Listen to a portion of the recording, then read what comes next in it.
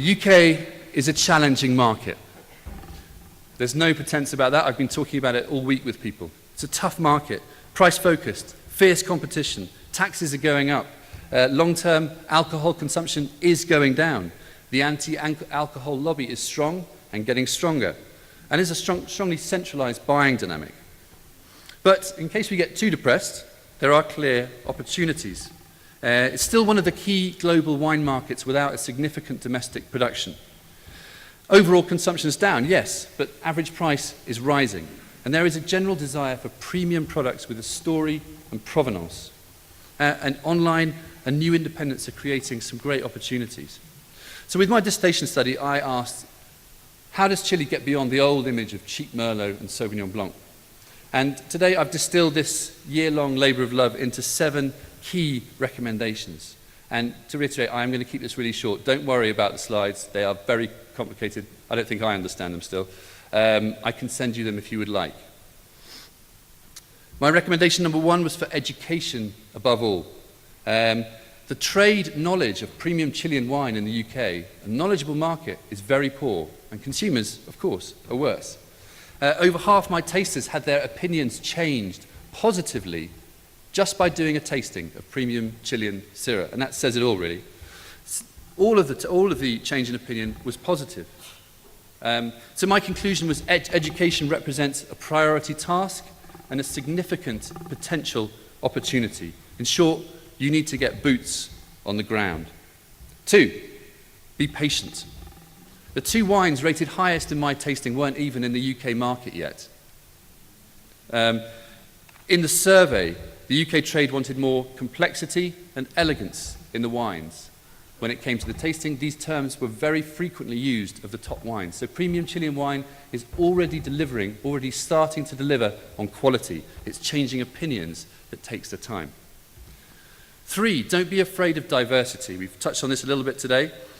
In my research, premium Chilean Syrah was rated as distinctive and diverse. But significantly, this diversity was considered a benefit, not a disadvantage. It doesn't confuse people. It establishes a reputation for quality and helps you target different sectors and price points. So make your own wine, do your own thing, but be clever when it comes to selling it. 4, champion your value credentials. Again, something we've talked about. This goes slightly at odds with what Anthony was saying. Chile's key competitive advantage is its value for money images, and my data show this is totally a transferable asset.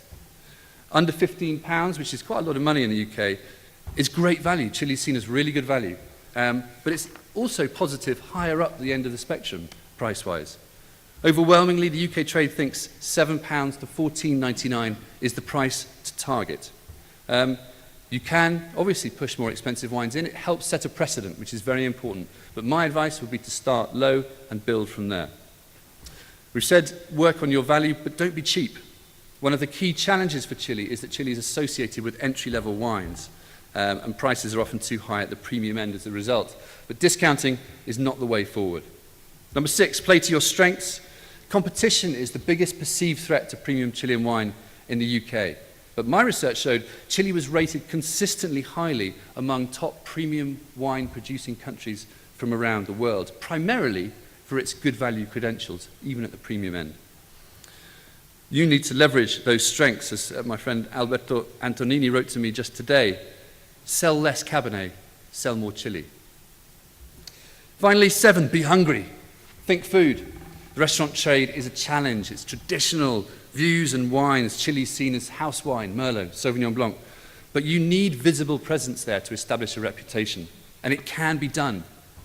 My research clearly showed the on-trade had the biggest upswing in opinion change after my tasting, proving very simply that education works. Above all, making drinkable, food-friendly wines has to be the way forward. So my dissertation conclusions: surprisingly good prospects for premium Chilean wine in the UK, despite the downturn. Competition is fierce, but Chile has many strengths. Use them. As for me, I'm excited. Not just because I've nearly finished the presentation. I'm excited by what I've tasted this week. and what I taste in the UK, especially when I compare it to 2005.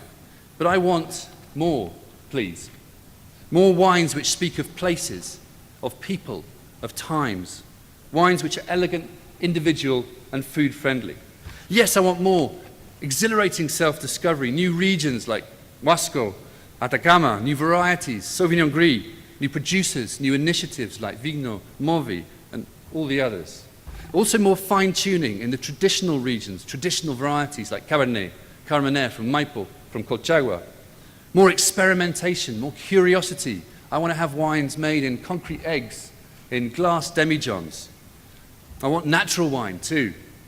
More social and environmental responsibility, which you're working on very well. Organics, biodynamics, lightweighting, fair trade. More appellation reform to give the likes of Apalta, Quebrada Seca, Lo Abarca, official recognition in Chilean law. These are names which mean something for the wines and which speak uniquely of Chile.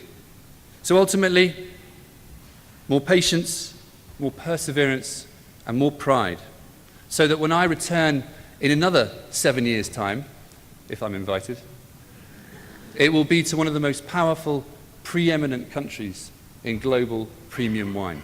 Thank you very much. Gracias. Wines of Chile, the natural choice.